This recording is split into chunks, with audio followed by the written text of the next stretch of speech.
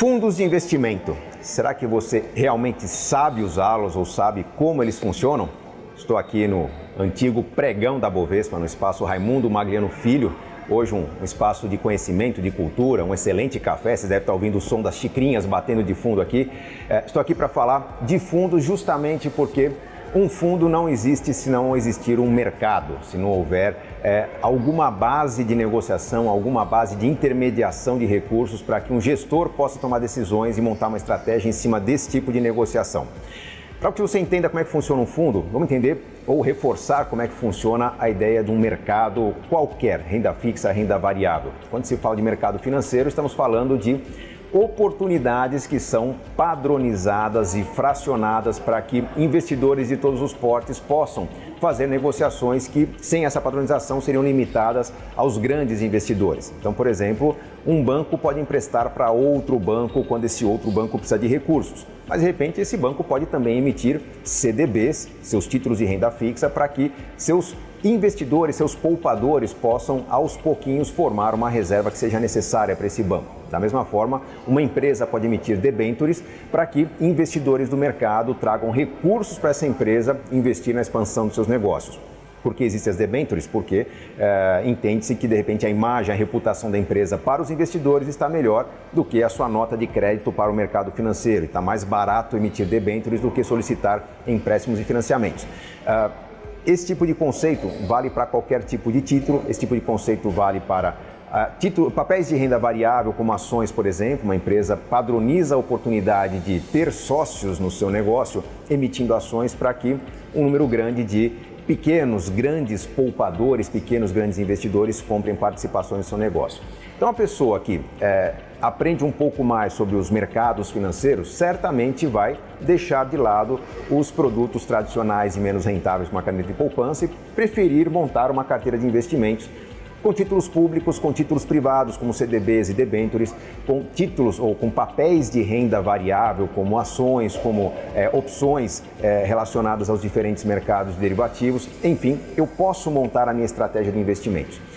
O problema é que, para administrar minha carteira de investimentos, eu preciso de um recurso que poucas pessoas têm de forma abundante, que é tempo. Para ser um bom investidor em renda variável, para fazer uma boa negociação no mercado de bolsa, eu preciso me dedicar à pesquisa dos mercados, a comparar os diferentes títulos, comparar as diferentes ações, encontrar quais têm maior potencial, montar uma carteira, interagir com compradores e vendedores nos home brokers. Tem que fazer as negociações, fazer controles, apurar os impostos devidos, recolher os DARFs, enfim. Existe todo um trabalho. Uma pessoa que tem uma rotina corrida, um professor, um médico, pai, mãe, não importa, se você tem uma agenda limitada, você vai sentir dificuldade de acompanhar o desempenho de um trader, de um investidor profissional, de uma pessoa que se dedica ou que faz a sua vida com esse tipo de negociação. Você vai se sentir à margem desse mercado. Investidores que têm menos tempo, que não conseguem acompanhar o mercado, vão preferir fazer esse tipo de investimento, talvez através da ajuda ou com o intermédio da ajuda de um gestor de fundo, uma pessoa que, liderando uma equipe de especialistas, de profissionais especializados em estudar o mercado, montar estratégias e, de certa forma, administrar a condução dessas estratégias. Com esse tipo de intermediação, a pessoa se sente mais segura de fazer investimento. É para isso que nascem os fundos, por isso que surgiram os fundos. Os fundos nada mais são do que uma espécie de condomínio em que alguém, esse alguém é o gestor do fundo, organiza uma estratégia, documenta essa estratégia na forma de um prospecto, algo que você verifica no site da instituição que distribui esse fundo, ou solicita ao seu banco, ao seu agente de investimento. Então, no prospecto você vê a estratégia desse fundo. E na estratégia desse fundo, você se identificando com ela, você terá ali uma espécie de porto seguro, uma espécie de referência do que será feito com o seu dinheiro, que tipo de aquisições serão feitas com o seu dinheiro, para que você multiplique resultados seguindo aquela estratégia. Agora, os fundos não são todos iguais. Existem fundos mais simples, existem fundos mais complexos. Por exemplo, eu posso ter o interesse de ver o meu investimento crescer de acordo com o índice Bovespa, o Ibovespa. Eu poderia investir num ETF, um Exchange Trade Fund, que é um fundo de índice, um fundo que tem como estratégia puramente seguir exatamente o desempenho do índice Bovespa. Como é que o gestor do fundo faz isso? ele recebe o dinheiro diariamente de todos que querem investir no seu fundo e distribui esse dinheiro adquirindo ações e frações de ações exatamente na proporção da composição do índice Bovespa. Então, se o índice Bovespa tem lá um certo número de empresas com diferentes pesos, ele terá quantidades diferentes de ações dessas diferentes empresas para que o fundo tenha uma composição exatamente igual à do índice Bovespa. Com isso, subiu o índice Bovespa 1 ponto, subirá o ETF 1 ponto também. Caiu o índice Bovespa 2 pontos percentuais, o ETF cairá 2 pontos, com uma pequena cobrança de diferencial, que é o custo, a taxa de administração desse fundo. Com isso, na prática, no longo prazo, você terá o desempenho do Ibovespa. E se essas empresas quebrarem? Quem investe em fundo tem que ter a segurança de que, ao investir no índice, você terá empresas naquele índice que todos os anos serão revisadas, serão reavaliadas, e todos os anos algumas empresas sairão do índice e outras entrarão. Então, na prática, daqui a 30, 40, 50 anos, você ainda terá as X maiores empresas do mercado sendo negociadas no seu fundo da mesma forma que o índice Bovespa. Além de taxa de administração, existem fundos que cobram taxa de performance, ou seja, você paga uma taxa de administração, o fundo ganha, o fundo perde e você vai pagar aquela taxa. Suponha que você coloque R$100 mil num fundo. O fundo não rendeu nada durante o ano, o desempenho dos seus títulos foi zero, mas ele cobra 2% de taxa de administração. Naquele ano você terminará não com R$100 mil, mas sim com R$98 mil, porque terá pago uma taxa de administração. A ideia é selecionar fundos que mostrem desempenho, que consigam bater o desempenho do que é o benchmark, do que é a referência. Então, taxa de administração é um fator a ser considerado. Quanto mais alta a taxa, maior será a mordida do gestor para cobrar pelo seu serviço. Obviamente que gestores mais competentes trarão mais resultado e compensarão, taxas maiores serão cobradas. Alguns fundos cobram taxa de performance. Além da taxa de administração que você paga ganhando ou perdendo, se o fundo tiver um desempenho positivo, superar o que eles chamam de benchmark, a referência a ser batida, por exemplo, o fundo de ações tem o índice Bovespa como benchmark.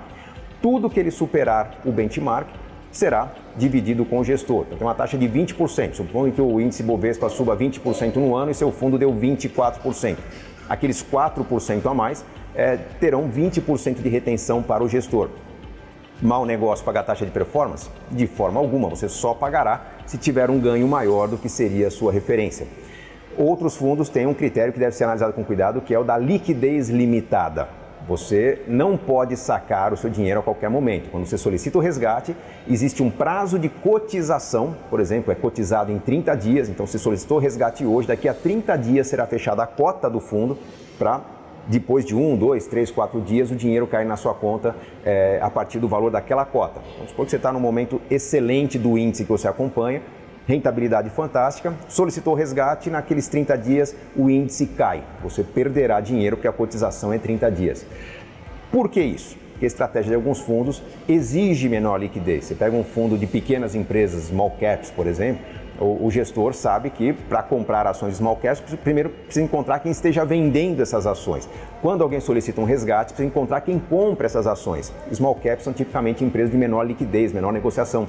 Então o gestor precisa ter esse tempo para liquidar os papéis e dar conta da solicitação do seu cotista, do cotista do fundo, para que ele possa ter dinheiro para entregar na conta dele. Então, na prática, alguns cuidados têm que ser tomados, alguns indicadores têm que ser estudados para você não cair em alguma armadilha do tipo selecionar um bom fundo, mas contar com o dinheiro no meio do caminho e perceber no meio do caminho que ele tinha pouca liquidez.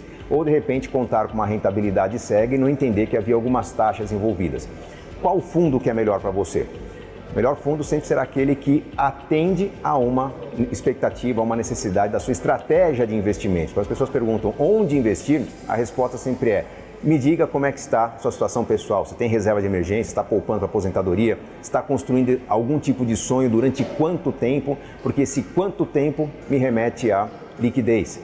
Tem ou não tem uma reserva de emergência, me remete à renda fixa, a um cuidado imediato. Você tem uma estratégia que pode esperar um pouco mais de tempo para ser realizada, me remete à ideia de mais risco.